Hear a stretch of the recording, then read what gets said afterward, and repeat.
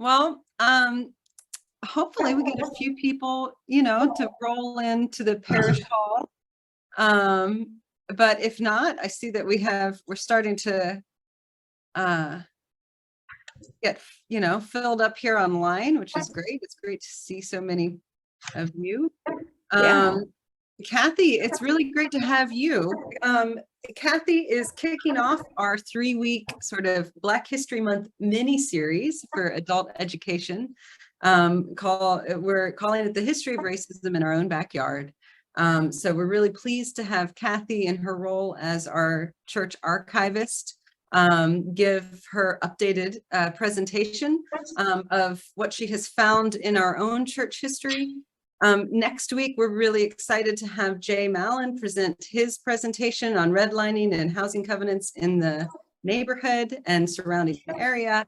And then on the 19th, we will welcome friends from Scotland AME Zion Church, a historically Black congregation in the area, to come join us and tell us about their experience. So I'm so glad that you all are here. And Cathy, I'm going to hand it over to you. Okay, thank you. Can you see the presentation still? We can. We're not in presentation mode, but we can see that you're sharing your screen. Okay, great. Thank you. Thank you all for allowing me the opportunity to talk once again about one of my favorite subjects, the history of St. John's.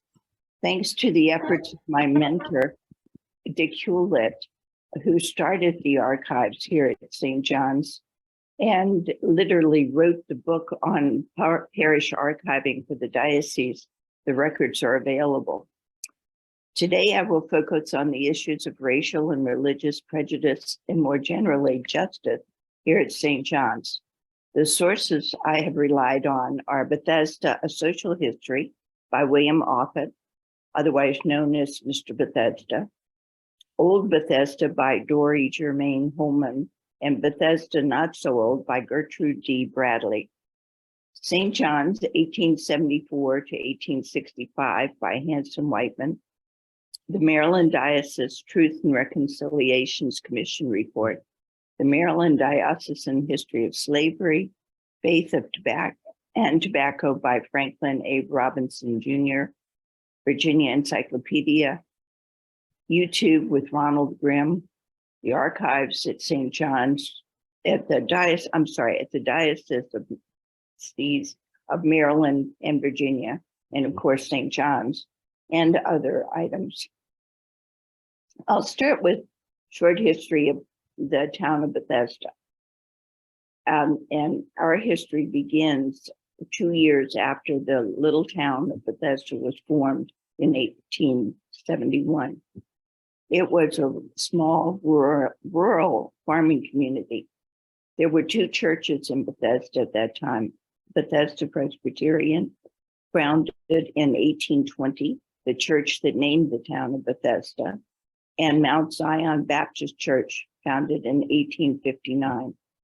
Bethesda consisted of a post office and a blacksmith shop, with a population of about 300 families. At the time of the 1860 census, there were 20,563 residents. Notably, 32.3% of the population of Montgomery County were enslaved. I'll start by providing some context on slavery in Maryland. I focus on Maryland because St. John's was a part of the Diocese of Maryland until the Diocese of Washington was formed in December 1895. Some of you may have heard of the Bishop Claggett Conference Center not far from us. It is named for the first Episcopal bishop ordained on American soil and the first bishop of the Diocese of Maryland in 1792, Bethesda Thomas John Claggett. According to the Maryland Diocesan History of Slavery, he enslaved 7 people while serving as the rector of St. James Parish in Anne Arundel County. In fact, most Episcopal clergy in Maryland enslaved people at that time.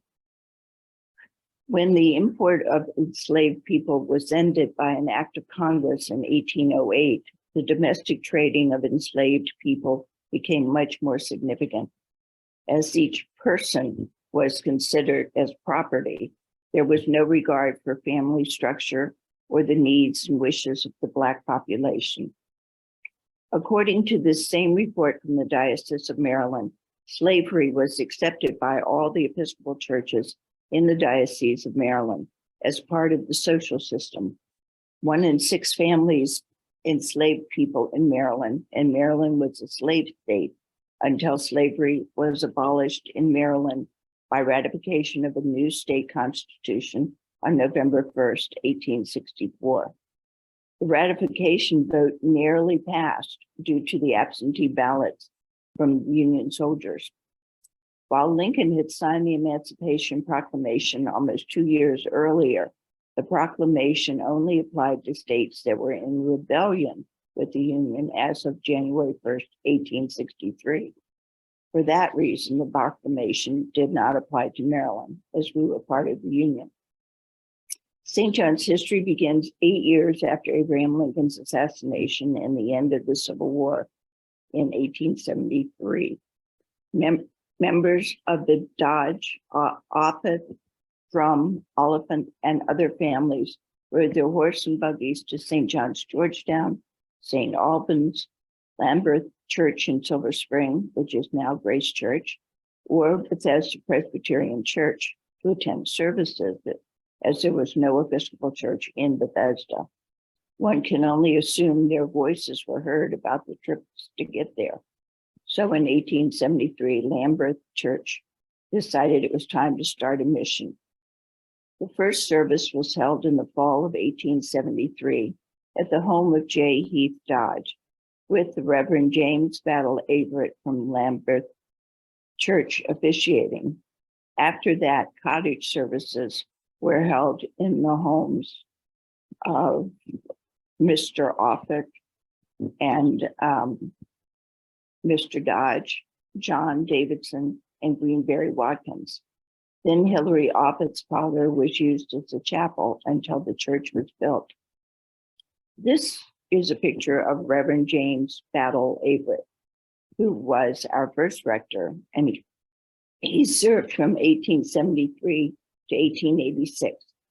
He was an unabashed racist before, during, and after he came to St. John's. He was a complex individual who held onto his racist views all of his life. He was born on March 12, 1824, on one of the largest turpentine producing farms in Onslow County, North Carolina.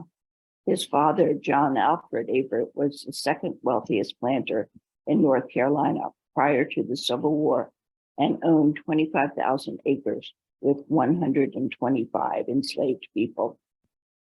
For some unknown reason, James Averett attended the University of North Carolina from 1850 to 1852 and was a lawyer before being called to seminary. He was ordained into the Episcopal Church in 1861 and commissioned chaplain of the Confederate Army, where he served in Ashby's cavalry under General Turner Ashby. According to Encyclopedia Virginia, General Ashby was a bloodthirsty soldier, especially along the Maryland-Virginia border. So much so that General Stonewall Jackson had him moved into his brigade. It is revealing and even disturbing that in 1867, Reverend Averett read a glowing memoir of his bloodthirsty general, the Memoirs of General Turner Ashby and his compeers.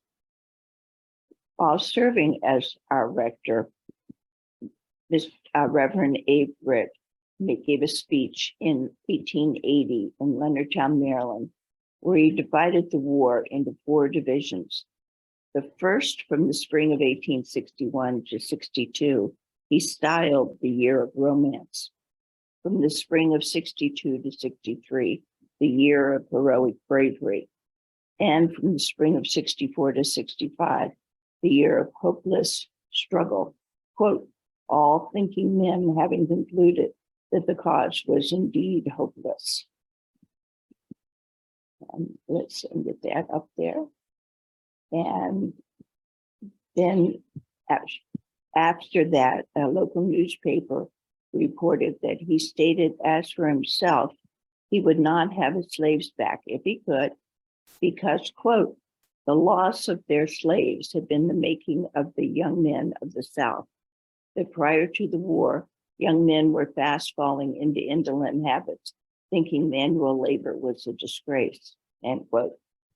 Note that he said he wouldn't enslave people any longer, not because it was morally wrong, but because it hurt the white man.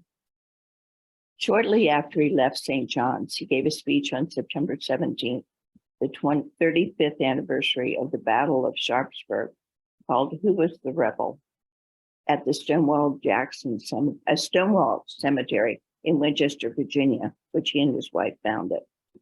He stated, quote, "We know not what, we know not why, but with the sad refrain, Vae victis, we know not why, ringing in our ears, the very tolling of the death knell of our fondest hopes, crushing to earth all of our brightest anticipations, we dare look all Christendom in the face today and say that when, in future ages, the historian, in search of the traditions of liberty, in quest of the truth, shall look for the cause that led up to and enthroned centralism, ranker and fouler than that of cringing Muscovite, the goddess of liberty, if she walked the earth at that time, will point him with tears in her eyes to that dark hour of human history at Appomattox Courthouse and bid him write it down with iron pen, that liberty died in the Army of Northern Virginia."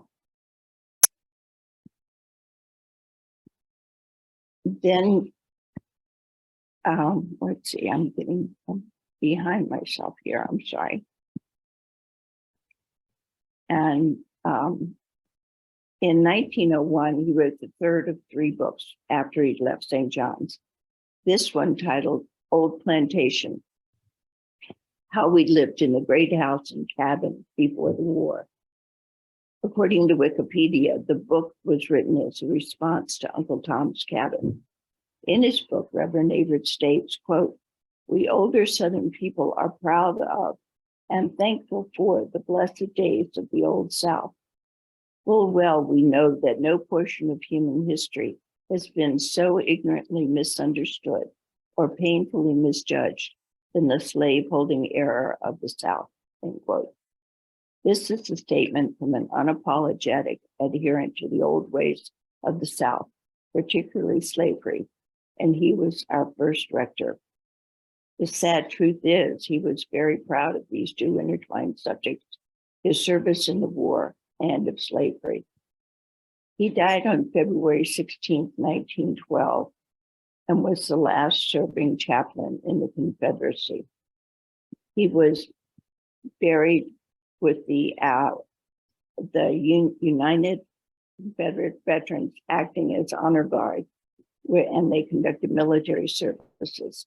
His casket was covered with the gray of cadet gray of the Old South of the Confederacy, and the flags of the Confederacy, North Carolina and Virginia, were intertwined in his on top of his casket. I'd be willing to bet he was buried in the Confederate gray shown here. Having researched General Everett further due to questions from parishioners, I discovered that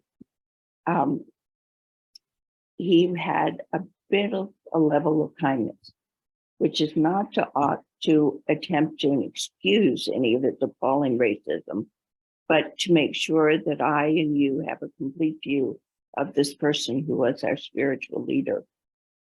As I stated earlier, Reverend Avery was a complex man.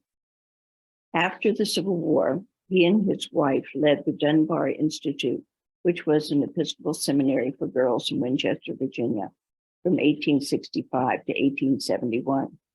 This was not seminary as we know it, but a finishing school or junior college for girls, which had nothing to do with religion. Many clergy at the time ran such schools throughout the country. Reverend Avery became a priest in the Diocese of Maryland where he served many churches, including Grace Church, Silver Spring, which was part of Lambeth Parish, also in the Diocese of Maryland. As the rector at Lambeth Parish, he rode his horse through southern Montgomery County, visiting parishioners. In his words, dated Advent 1875, he said, quote, "Scattered as you are from the Potomac to the Patuxent rivers, I am unable to see you at your homes as often and as satisfactorily as I would like to do," end quote. The Lambeth Parish covered an area of 160 square miles with one clergyman, Reverend Averett, and he was on horseback. Do Reverend Averett's statements necessarily mean everyone in the parish was sympathetic towards his views? Perhaps not, but there is some evidence that there was broad support for him. Remember what I said earlier about Maryland being a slave state. In addition to that, everyone who signed the deed had been an enslaver, as were many of the early congregants. Certainly the original layship would have found Averett's views compatible, as they all had been enslavers. So one could infer from Averett's many years of service at St. John's that many, if not most, of the early parishioners probably agreed with him too. Let's switch here. And now talk about the actual founding of St. John's. The church they began construction of the chapel in the April of 1874 on land owned by Colonel Robert P. and Carolyn Dodge at the intersection of two dirt roads, Bradley Lane and Wisconsin and Rockville Turnpike. So anxious were they to have a chapel in this neighborhood that they constructed the church based on an informal understanding that the Dodges would actually convey the land to the church. Fortunately for all concerned, the property was in fact donated and the deed recorded on March 7th, 1875. As I said earlier, the four people who signed the deed had each been enslavers. The wooden church was completed and fully paid for in the fall of 1874 with beautiful stained glass windows. It was dedicated by Bishop Pinckney of the Diocese of Maryland as St. John's Chapel, a mission of Lambeth Parish. However, Hillary Offutt's parlor was still used for services as there was no heat in the chapel that winter. Colonel and Mrs. Dodge gave the land and asked that the church be named St. John's after St. John's, Georgetown, where he had been a vestryman there. Reverend Averett requested the name Norwood for the parish, as that was the name of the Dodge estate.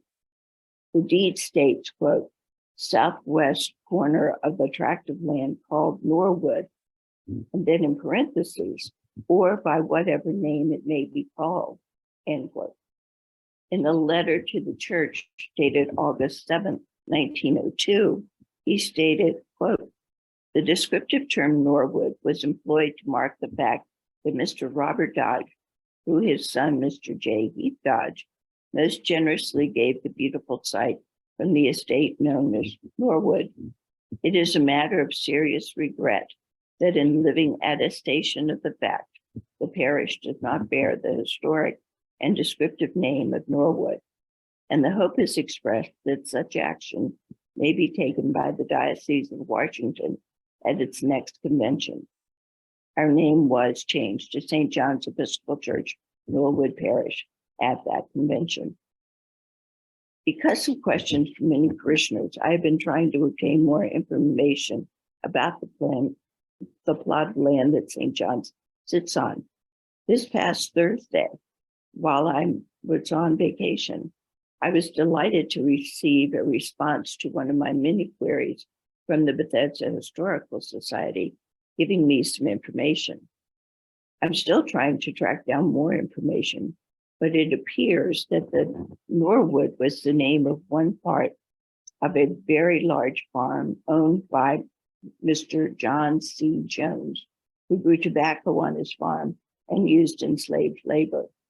On April 16th, 1872, Colonel and Mrs. Dodge purchased a part of land called Norwood, which consisted of 136 and 3/8 acre of land for their son to farm as they lived in Georgetown. Excuse me a sec. It appears from the records I've reviewed that Colonel Dodge and his son enslaved 10 people on the land they owned somewhere in Montgomery County before slaves were emancipated. Colonel and Mrs. Dodge had 2 enslaved people at their home in Georgetown also during that time. And this is what Colonel Dodge said in his application for compensated emancipation, which was available only to residents of the District of Columbia. For the loss of his enslaved people, he applied to the U.S. Congress after the Civil War. And he stated Margaret, age 50, quote, had rheumatism and wasn't worth much, end quote. And her son, age 16, was quite valuable. As a side note, Mr. Jones also sold part of his land to another parishioner, Greenberry Watkins, who used the services of 33 enslaved individuals on his farm. Senator Francis G. Newlands of Nevada founded the Chevy Chase Land Company in June 1890, and with the completion of the trolley line called out, which was part of the Washington and Rockville Turnpike, the dirt road I named above, our neighborhood became known as Chevy Chase, and the area began to grow. There were many covenants attached to the sale of land in Chevy Chase, which Jay Malin will discuss next week. The first group, women's group, it was organized in 1900, and it was called the Women's Guild. Its functions were similar to those of our present-day Altar Guild. In 1902, a parish hall with a basement with a kitchen at it was added to the frame church at a cost of nearly $1,300. Can you imagine what it would cost today? This is a picture of St. John's, probably taken in 1810, from the other end of the dirt road, which was and is now Bradley Lane, taken from Connecticut Avenue facing toward Wisconsin. Please notice that St. John's appears to be the only building on Bradley Lane, and you can see it in the far right corner. Sadly, our church was destroyed by fire on May 29th, 1914. As a longtime parishioner, Bob Hampton's father, Horace, was an 8-year-old eyewitness. I have a lot of information about the fire. If you'd like to know more, just let me know. A stone church was built almost immediately, also facing on Bradley Lane, as did our wooden church. It seated 168. You can see part of the new rectory, which was built right next to the stone church. That brings us to our next rector. Let's see, there's the stone church. And this is our next rector, Reverend James Kirkpatrick. Who was he? He was our 9th rector and served from July 16th, 1913, until his sudden death on June 23rd, 1926. Just like Reverend Averett, he was a very complicated man. He was born in the Protestant section of Northern Ireland in 1860, where he studied for the ministry in Belfast. As a Protestant, he would have been brought up to absolutely despise the Catholics, especially the Pope. Reverend Kirkpatrick immigrated to America in 1886 and attended Princeton University, then the Philadelphia Divinity School. He was a rector at Holy Trinity, Mitchellville, Maryland for 8 years, And upon his acceptance of the call to St. John's, the Washington Herald published the following on July 5th, 1913. Quote, "The prisoners of Bethesda are to be congratulated upon their choice of Mr. Kirkpatrick. He has been rector of his present parish for some 8 years. during which time the communicants have increased in number about 50%, end quote. Very promising, very promising note, isn't it? On March 2nd, 1919, he started a newsletter, St. John's Call. We have about 2 years of the newsletters in the archives. Aside from stories and information about St. John's, the newsletters are full of paid advertising. I found many of his issues disturbing as he took the opportunity to state his views on many subjects, including race, Catholics, and the Irish in the newsletters. I'd like to read a few quotes from several of those newsletters and have you make up your own mind. Excuse me. A nice column from June 13th, 1920 says, he states, quote, Christians do not resent the fact that there is no place in the county or the state for the care of colored people suffering with tuberculosis. 13 orphans, white and colored, appeared to the Social Service League in 2 or 3 months, and the churches have neither known nor cared to provide for these helpless and fortunate, end quote. He went on to say, quote, what's the use of joining a church to listen to a few prayers, sing a few hymns, and squirm during the short sermon? Surely it is renunciation of their sins and shortcomings, such as I have mentioned above, and to change these conditions through love for our fellow men, end quote. Very Christian message from our rector. But as I said earlier, having been raised in Northern Ireland, he had quite a negative attitude toward the Catholic Church.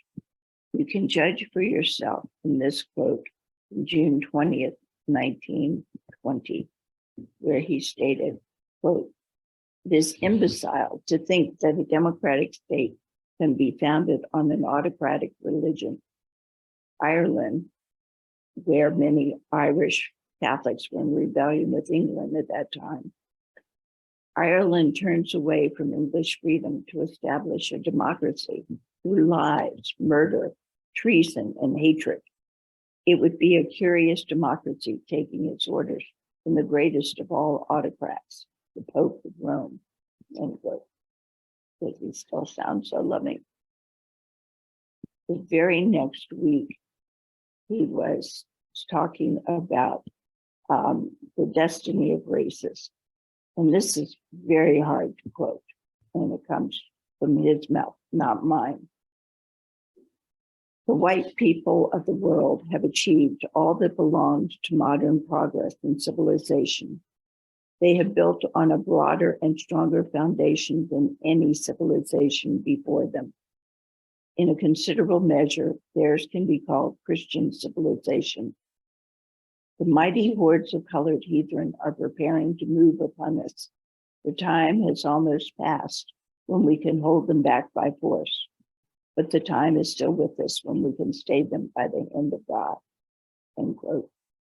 Reverend Kirkpatrick was worried about Japan, China, India, Northern Africa, and Russia, stating, quote, once more, the hordes of Asia threatens white civilization. And what is our answer? Whether the white race is inherently superior to all colored races, or whether it has become so under the providence of God by Christianity and the heritage of all human progress, it has the natural capacity to receive Christianity in such a way as to become the best medium at the present time of bringing the gospel of Jesus Christ to the whole world. Here is our destiny. Not something I'd wanted to be converted to. What do you think? He continues his opinions in the July 4th issue, where he wrote, quote, Rome has never ceased to develop and organize her forces to overthrow Protestantism. Her present plan of strategy is apparent to the most superficial observer. America is to be Romanized and England destroyed. Through the multiplying of the Irish and other Romanists in the United States and their increase by immigration, it is not impossible to secure control of the American government. By the nationalizing of Ireland and the overthrow of Protestantism in the Little Green Isle, Ireland, Rome will have a point of attack against England that will seriously threaten her security.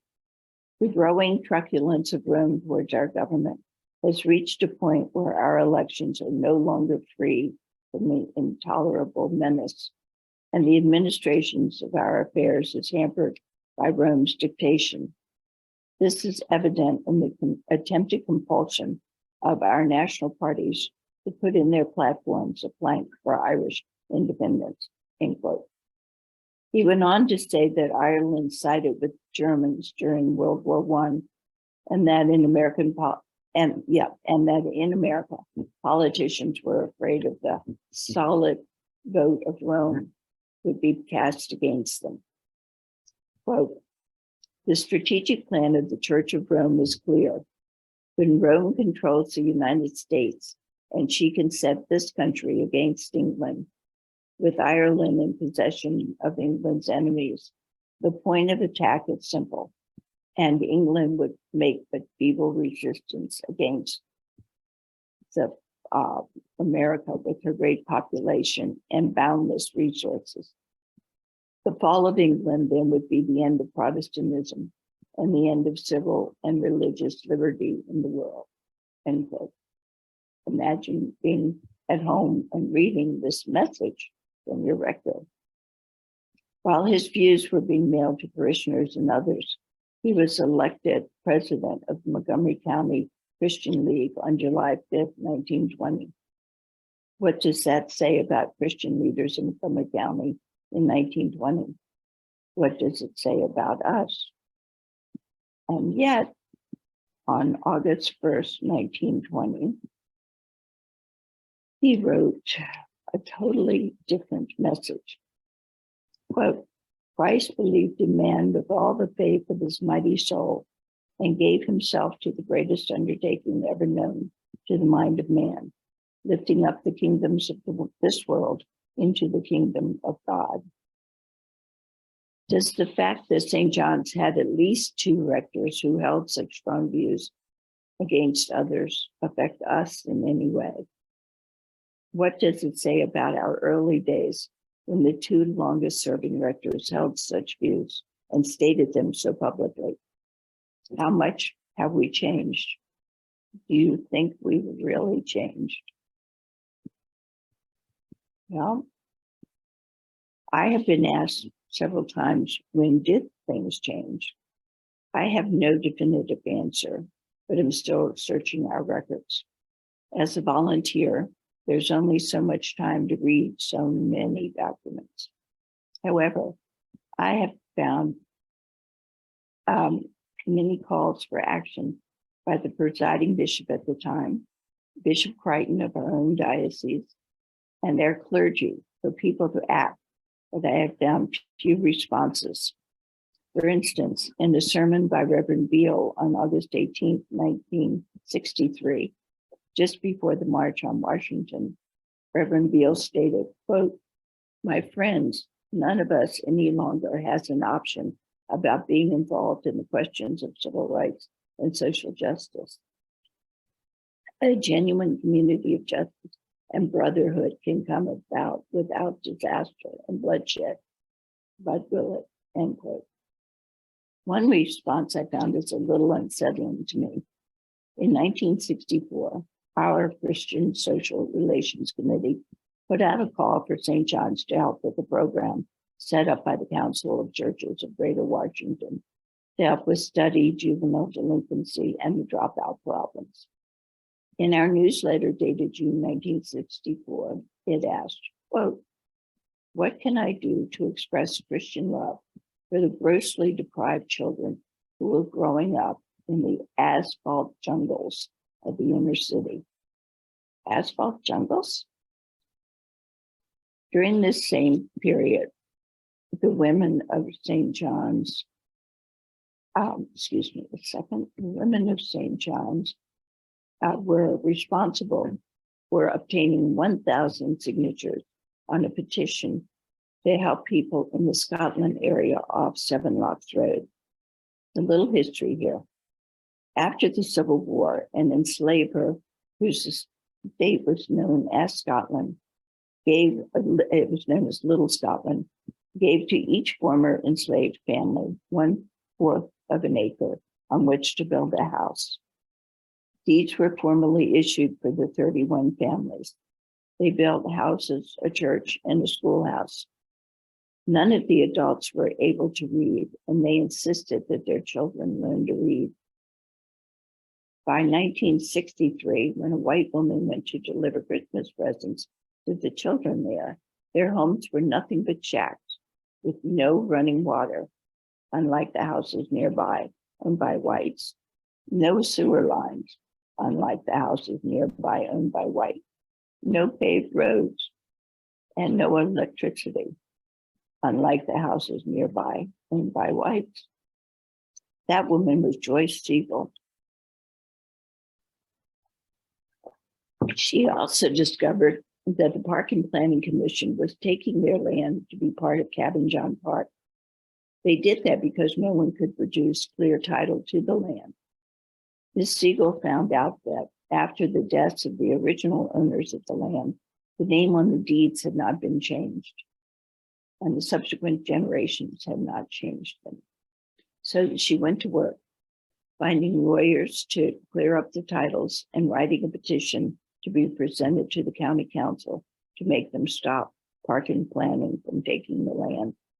She took the petition to Bethesda Presbyterian, where copies were run off. According to an interview she gave in 1972, she stated, quote, she took the petition on a Friday afternoon to the women of St. John's, and they canvassed the churches and obtained 1,000 signatures. Ms. Siegel then took the petition to the county council that week, and Park and Planning was stopped. I recently spoke with Ms. Siegel, and she confirmed the WSJ were instrumental. Her memory was a little different in at least one respect from the interview she gave in 1972. She told me that the minister at St. John's, quote, stood in the pulpit and told everyone, don't read the petition, just sign it. It is that important, end quote. I have questioned the children of many of the WSJ members and have looked through the records of the WSJ and have not been able to confirm this. Ms. Siegel was adamant that St. John's helped stop the travesty in the Scotland area. Currently, St. John's Racial Justice Committee is working with others to try and save the church there, which was the AME Zion Church. Other signs of change. In 1963, WSJ adopted a Cuban refugee. Our youth group traveled on a mission to Nicaragua, supported by the WSJ, and you can see Barbara Ordway there in the background.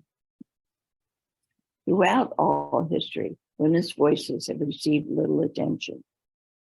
Women in the Episcopal Church were not allowed to vote, let alone run for office, until 1918, when an act of the Maryland legislature gave women in Chevy Chase and Christchurch, Kensington parishes the right to vote in church elections.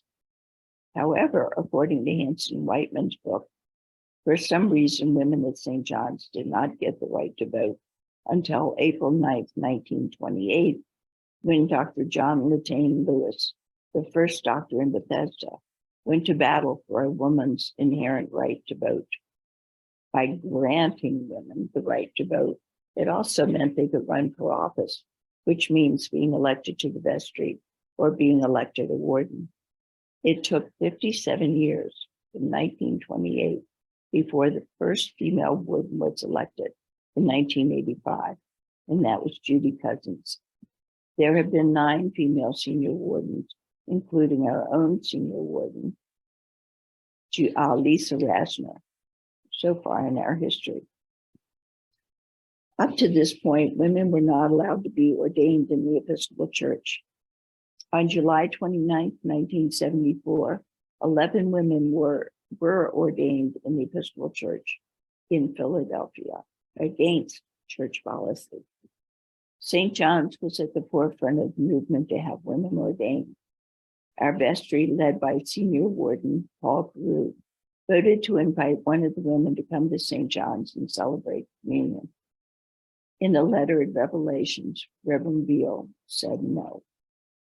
It caused a lot of bad feelings at the time, despite Reverend Beale stating in her newsletter, Revelations, quote, "The present discrimination against women in the priesthood of the Episcopal Church is immoral and unjust," unquote. However, what was not understood was that Bishop Brighton, our former rector, was the one who had said no. He was a proponent of women's ordination, but felt he had to ask us to wait. His own plan was that diocesan bishops already had the power to ordain women, and that he would ordain women in the fall of 1976, regardless of the vote at the General Convention. General Beale stated, quote, "My wish is that he would not wait that long," unquote. Thankfully for all, on September 15th, 1976, at the General Convention, women were approved for ordination in the Episcopal Church. At that time, female parishioner since the age of 5, Marian Wendell, sought clergy and vestry approval to attend Virginia Theological Seminary. The request was approved. Under Reverend Beale, 7 female deacons were part of the staff there. At the sudden death of Reverend Beale during an exhaustive search process, Reverend Daly and former parishioner, now ordained Reverend Marian Wendell, served as clergy until Dwayne Alvord was called in September of 1980. Marian stayed on as Dwayne's assistant for 2 years. Marian was the first of many female priests here at St. John's. Reverend Alvord hired the Reverend Janice Robinson, who was an African American, to be his assistant. Janice was very much loved, and she started the Stephen Ministries program here at St. John's. In September of 1976, Susan Gressinger, later then Flanders, became, can't get it up there. There we go. She became our first female rector. In 2008, she retired after serving for 11 years. In 2010, Sariati from Palestine came to be installed as our 13th rector, and our history continues. Under Sari's leadership and guidance, we have welcomed refugees into our church. Started Bethesda, a nourishing Bethesda, whose mission is to help feed those in need, and many other things. In addition, we now have a Faith in Action Committee, which includes committees on gun violence, racial justice, the Holy Land, and social justice. And I obviously need a good picture of Sarah, which I don't have. So our voices have been heard, but are you missing anybody? Many voices from the past are not heard because they were not presented to the archives. What I mean is, if it isn't saved and given to the archives, it is not preserved for the future. So please consider giving your old files, pictures, any paraphernalia to the archives so that your voice and the voices of those who worked with you will be remembered in the years to come, especially for our 150th anniversary, which is just a few months away. As you can tell, there's a lot more to our history than what I've spoken about this morning. There is always something new and interesting to discover in the archives. If you would like to volunteer with me, Carrie DeLeon, or Clara Lovett in the archives, just let me know. Carrie and Clara have been a tremendous asset in the archives, and I thank them tremendously. If there is anything else you'd like to know about, please ask, and I'll be happy to try and answer. Thank you.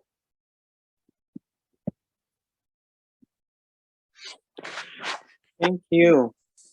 Nice job. A lot of work. Thank you. Thank you so much. I think looks like we've got some time left for questions. Are you open to a little Q&A if anybody Absolutely. has? Parish Hall, if anyone in the Parish Hall has a question, I think you all are going to need to unmute in there first using the mouse on the TV cart. Otherwise, you can then just come to the microphone. For folks online, you can raise your hand with the hand raise function, which is under reactions, or just wave it in the screen. It can't have been that clear. There's got to be a question. You know, it was so interesting to me to hear you talk about Turner Ashby, just because I went to high school in the Shenandoah Valley in Virginia. And I grew up on Davis Street, named after Jefferson Davis. My best friend lived on a street named after Robert E. Lee. And the rival high school was Turner Ashby High School. Wow. And I didn't know anything about Turner Ashby, but knowing what I know about the place where I grew up, I'm not surprised to hear the history as you've given it, just a little chagrined. But it was interesting for that to get fleshed out for me. Thank you. And then Jenny, I see your hand. Go ahead. I was just curious as to was it just was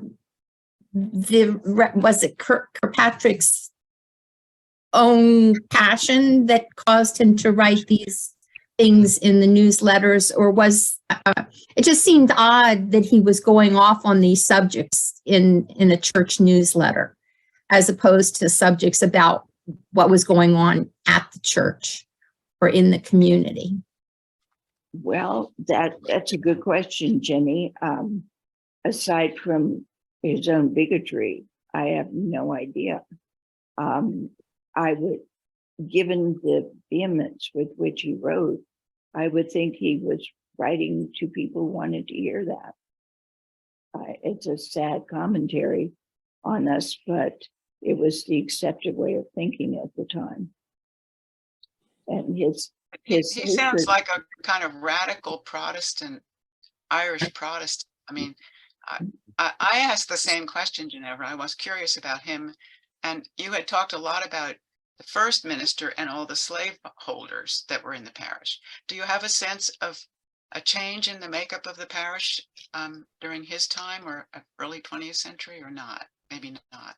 Not really. I mean, there are so many records that we have that it's hard to read them all. Right. Yeah. But what we do have is what I've reported on. It's just so appalling that a minister would be that full of hatred. But having lived in Ireland and visited Northern Ireland, the feelings, Protestant and Catholic, against each other are palatable. I mean, the stories that the Irish tell are horrendous, from girls walking home at night and going in the wrong block, and one of them getting strangled to death by the boys who chased them, to people, as we all know from our history books, shooting and killing that went on. The hatred there was just awful. And he would have brought that with him to the US. I don't know how you get rid of that, but he did. He just talked and talked about it. Yes, sir. The timing of it may in part answer the question. These were written in 1920. Right. Well, the Irish had rebelled Irish during Revolution.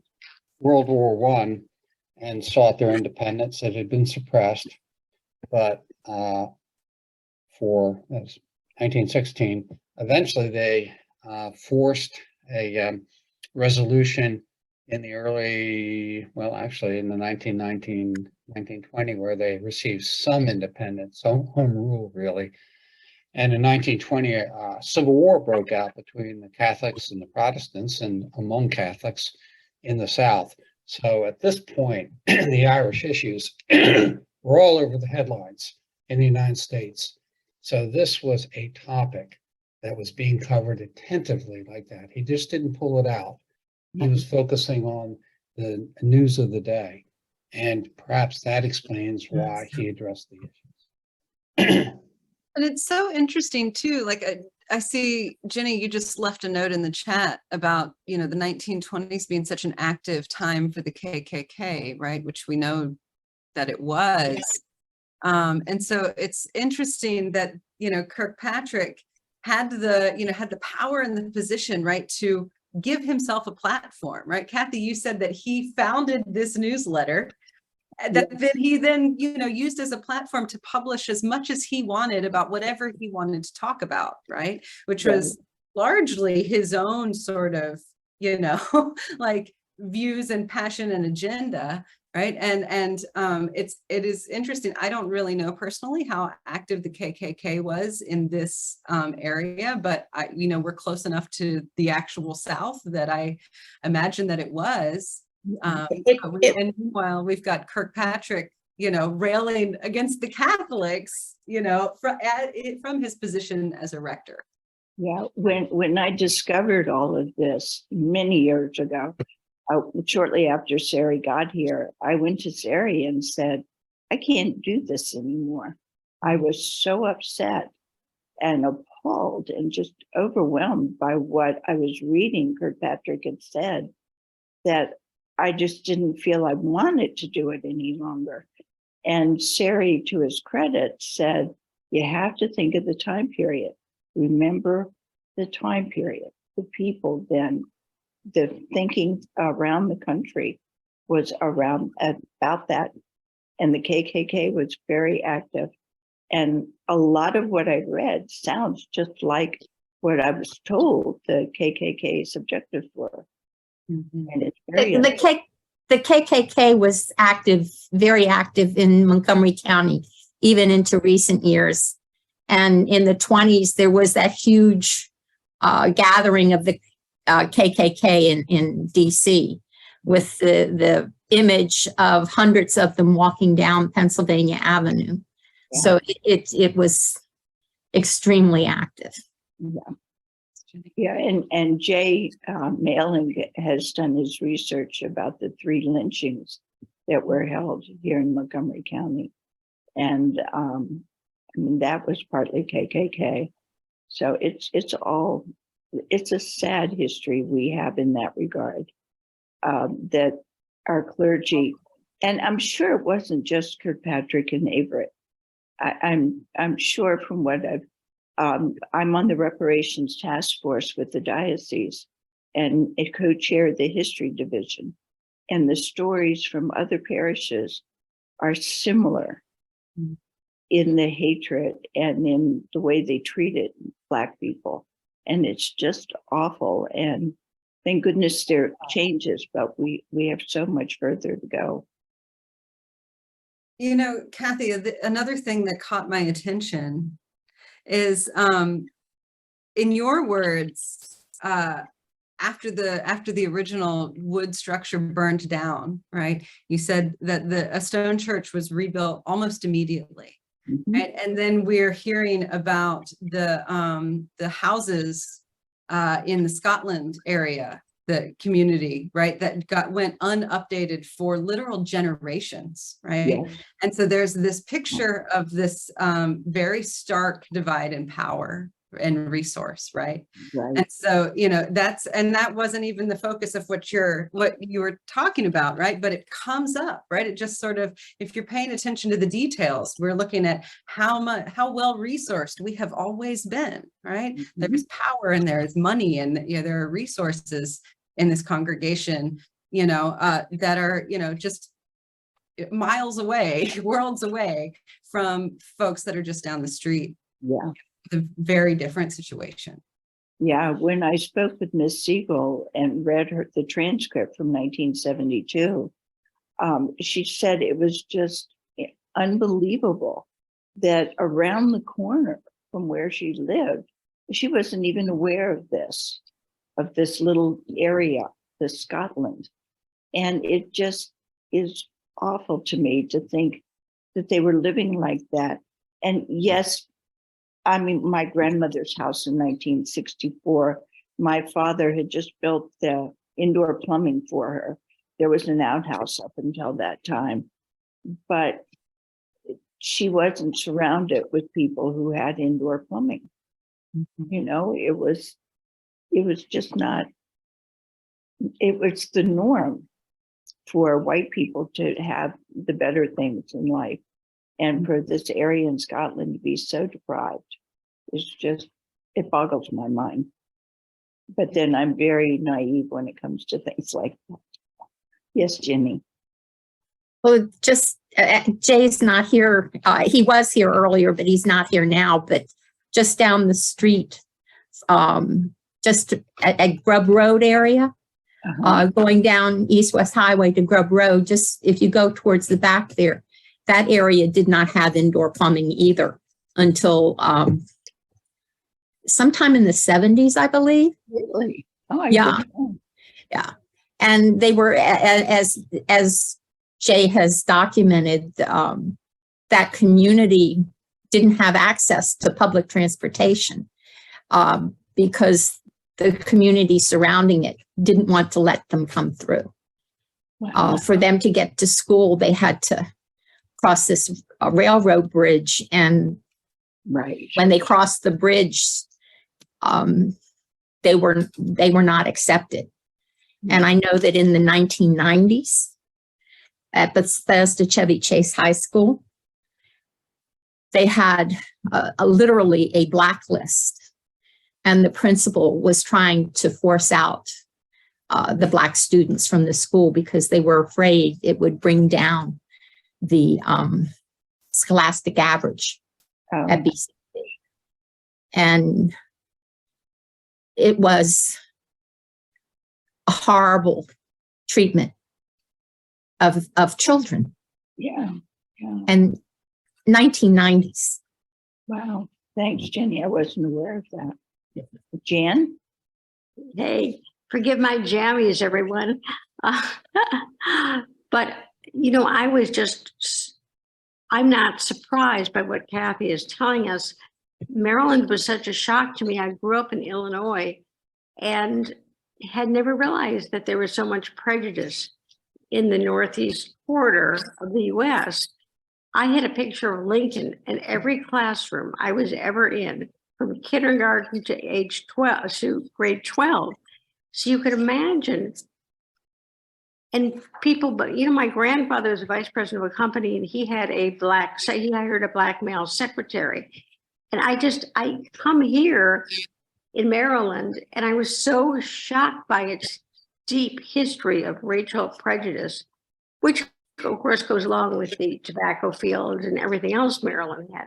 But it was such a shock to me. I thought, you know, I'd read books as a kid about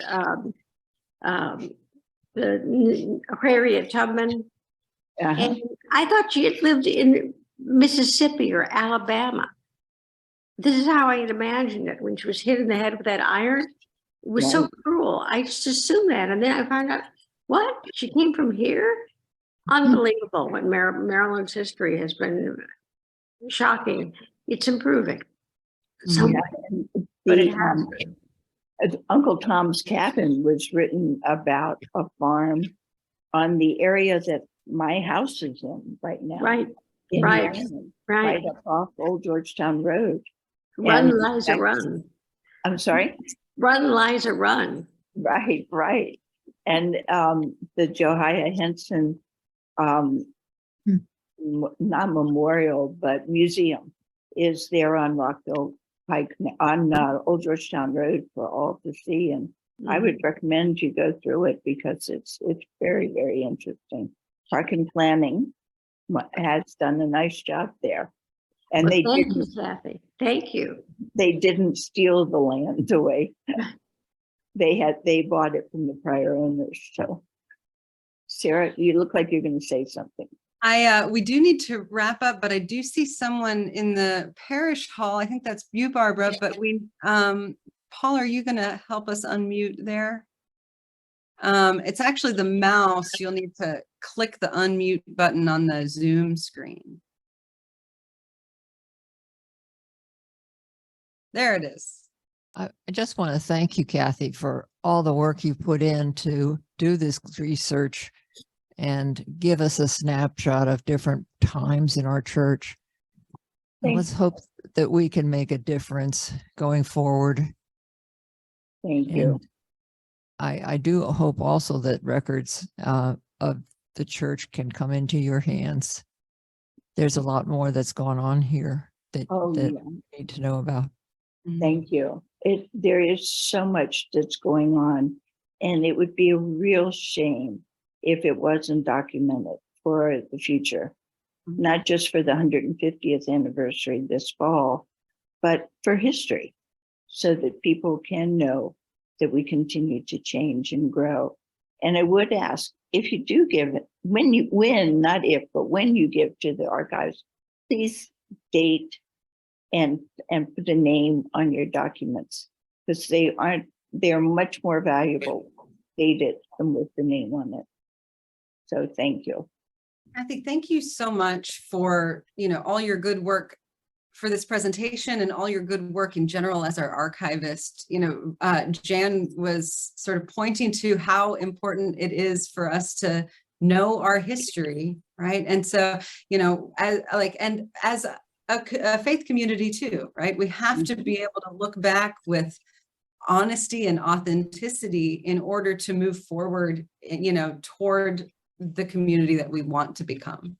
And so, this sort of thing where we're looking at our own history, even when it's uncomfortable, is so important.